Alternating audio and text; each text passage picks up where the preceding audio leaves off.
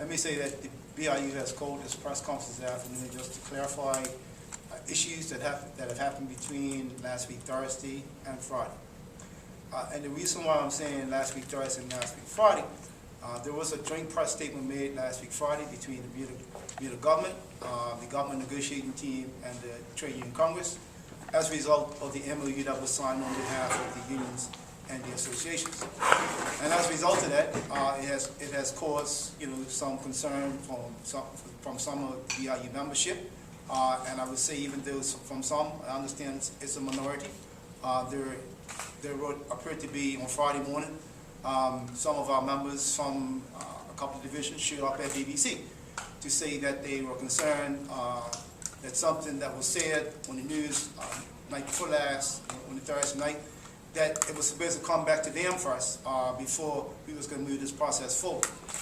And whether or not there was a misunderstanding, and I'll say that to our members who felt that they need to go to the media, I'll say this to them respectfully. If there was a misunderstanding, the Constitution is here for everybody. If they had some concerns about something that the General President said, or the General Secretary has said, or an organizer, they could have came to the BIU to seek whatever clarification they needed to seek, right? Let's just be clear about how the BIU works. I don't think it works different than any other union or any other organization around the world. If there's a membership meeting called for its members, those members to show up, provided there's a quorum according to the Constitution, those members sit there and make decisions on behalf of everybody. So if you decide that you're not going to come to the meeting, as long as the quorum is whatever the Constitution says, and the meeting was constitutional, we're not doing anything that was unconstitutional. The meeting that we had on July 2nd was a fully constitutional general membership meeting. There were some decisions taken, and as a result of that, if members thought that certain things was going to take place before the agreement with the government was going to go forward, that certainly needed to be clarified on that day. But allow me to clarify something that happened particularly on Friday, and I noticed that, and this is for the media, meaning the BBC, and I'm not sure who else carried it, but I made it crystal clear to my executive secretary on Friday that I want to have a meeting this morning, or this afternoon at 1 p.m., with our negotiating team first, and then a press conference at 2 o'clock. But apparently, the meeting with my team, the government negotiating team, weren't reported in the newscast. All was reported was that Mr. Furbert was going to have a press conference to clarify whatever issues took place on Friday. All I'm going to say to members of the media, I have a printed statement that Mr. Furbert sent out at 3:55 on Friday, and next time when you're going to report, please report the whole statement that we sent out and not part of it. Because this became very concerning for the BIU Executive Board this morning, because all they heard was that I was going to have a meeting or have a press conference at 1 o'clock, and I really going to be talking to the government team first. What you see behind me today is the government negotiating team. All of these members that are with me today was with me when we were having the joint talk with the TUC. So every step of the way, every decision that was made, they were a part of. Even when I was on vacation, right? Whether it was Brother Sumner, or Brother Glenn, or Brother Graham, Nisbet, who was filling in or whatever, the BIU's negotiating team has always been intact from day one. So if there was a misunderstanding about what the membership thought was going to happen after that membership meeting on July 2nd, I think I made it crystal clear to the membership. Because whilst we said we were coming up with this agreement where the government needed to make savings, and let's just be clear, why did the two unions come together and work with the government? It was about for the support of country as to the reason why we made that decision. It wasn't because it was PRP, OBA, or whatever it is. We recognized that the government was asking us for assistance. So based on that, the TUC came together as one and had one set of negotiations with the government. Why? Because what the government is saying is that we need to make savings, and we put together a package that came up with savings. The government was asking for more savings. And let's just be clear about that. The government was looking for about 15% savings. That's what they were looking for. So what was the TUC's position? The TUC's position is that, if our members are going to give up anything, then whilst we may be able to sell a 5% to them, but we certainly can't go and sell 15% to them. So we packaged it in such a way where we put together, I think we talked about the early retirement, we talked about, this economic committee. We talked about the wage freeze from 2011 to 2015, and we talked about giving up these 1 day a month for 12 months, which worked out to be about a 5% deduction in salary. So we've done that to soften the impact on going back to our members and presenting to our membership. The government team also want to have a conversation about sick leave. The government team also want to have a conversation about overtime. And we told them there's no way we can go back to our membership, talk about overtime, as well as a wage freeze, as well as giving out 5%, because members can see that as a double barrel win. We're going to leave something on the table that allows our members to allow to get something and maybe patch up the 5% that they're going to lose in salary. So leaving the overtime caveat there was something that we thought we could sell. So whilst we do understand the need for our members to have dialogue, all I would say in going forward is that if you have a question or concern, going to the media is not the correct thing to do. Go to your division, get your divisional officer, set a meeting up with the general president so they can outline their concerns. So whilst we do understand that people do have freedom of speech, they do have all those sort of things, I'm not trying to take that away from them, but all I think I have to remind people is that we have a constitution that we're guided by, just like the president is guided by the constitution, so is the rest of the membership. They're not, they're not just, free to say whatever they like to the media, because, the constitution must also be carried out by all members, which includes the general president and everybody else. With that, I'll entertain any questions you might have. First of all, let me just make one comment, and since you use the term crystal clear, let me make this crystal clear. Yeah. If your document ran out at 3:55, Yes. the PSB couldn't use because we ran on the 8th. But on Saturday, I personally wrote the newscast that mentioned, and I did it, I wasn't sure I was doing the right thing. I mentioned that you were having a meeting with your negotiating committee, followed by a press conference. Okay. That was Saturday. Okay. I cannot say what happened Friday because we ran on the 8th. Okay. Secondly, I'm confused as to why you're calling this press conference, because as I understood it, Yeah. from your meeting with the Premier and everybody, there seemed to be, for the first time in my view, Yeah.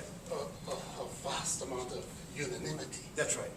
And I'm just wondering, if you have an internal matter with your people not being able to keep quiet, why are we here? Okay.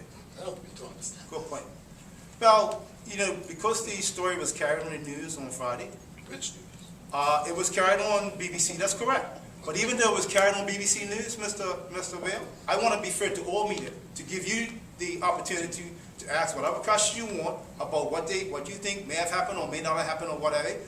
But I don't want anybody to feel offended that, and I take your point, that, whilst there might be a small percentage of, members that might be concerned about what took place or whatever have you, I just want to, like I said, make this point crystal clear that the BRU as a democratic organization followed that process on July 2nd, that we had a vote that was properly constituted. 316 members voted for the motion, 20 members voted against it, and 2 members abstained. So that will give you some idea as to what the vote was that took place when the BRU had its meeting on July 2nd.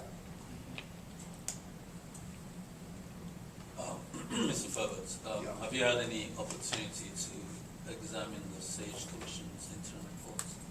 I haven't. I just got a copy handed to me this morning. I have my executive board meeting this morning at 8:30. It finished about 12 o'clock. I just got a chance to get something to eat, and I have a meeting with the government team this afternoon. I haven't really had a chance to take a look at the report yet.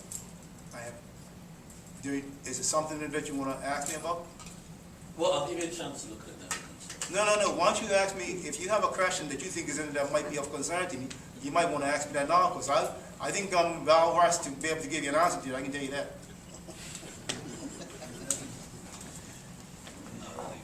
You want to leave it? I do have a I'm really.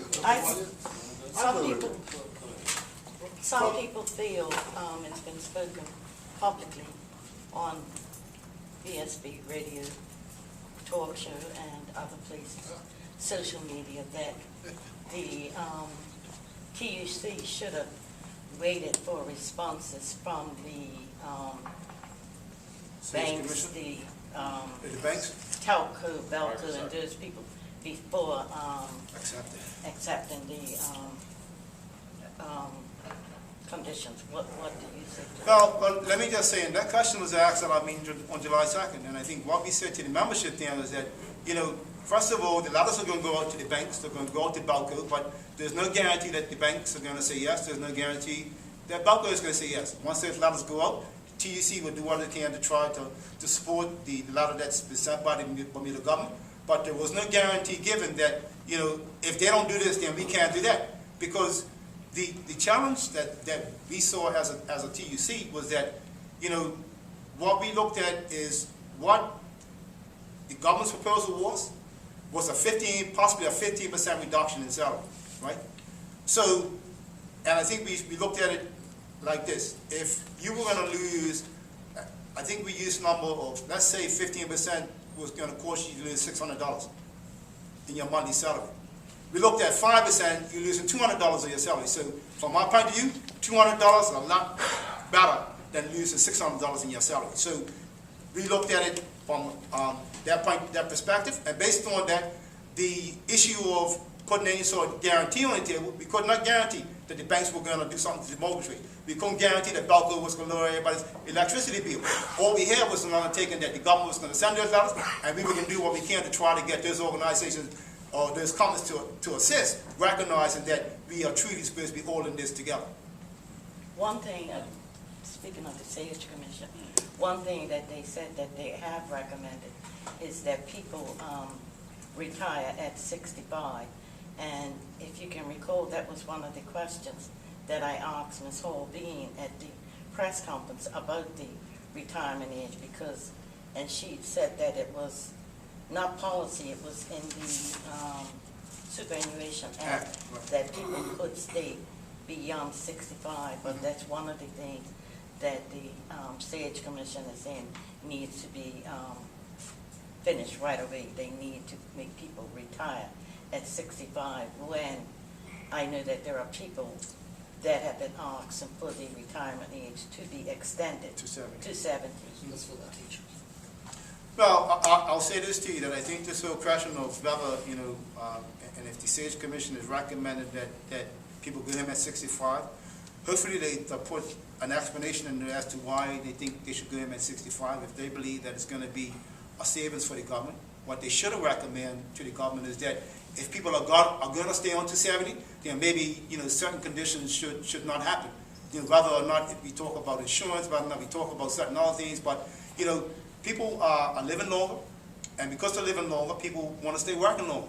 And you don't know what commitments people have, and whilst I do believe that people that one day they should retire, I believe that people should be able to stay on the job to 70. Should they stay past 70? I think at 70 you should be able to go home. But I certainly believe that the retirement age should be extended on a year-by-year basis to age 70, without knowing what the Sage Commission is saying about it, because they need to sit out some documentation that supports why they're saying that their recommendation should be upheld by the government. Quick question. Sure. Would it not have been better for you to wait for the Sage Commission's final report before these negotiations were finalized? Well, I don't see what the Sage Commission reports has to do with our negotiations. The reason why I say that to you is that my understanding is that the Sage Commission are going to make recommendations to the government. And it's up to the government to make sure that those recommendations are going to be carried out. But certainly, and I think I heard the Premier say this on Thursday, that whatever recommendation the Sage Commission comes up with, they're going to sit down and have dialogue with their social partner. One of their social partners is the trade unions. So I'm thinking that if the Sage Commission comes along and says A, B, C, or D about the workforce, then they're going to sit down and talk to the TDC about the process moving forward. So I don't see us as having the cart before the horse. I think that is correct, that the HAC meetings with the TDC, that now the TDC has came up with some savings for the government, whilst it may not be all the savings the government was looking for. We'll put some real savings on the table for the government, and you simply can't turn a blind eye to that. So I don't think, you know, it's premature. I think that it's right where it needs to be.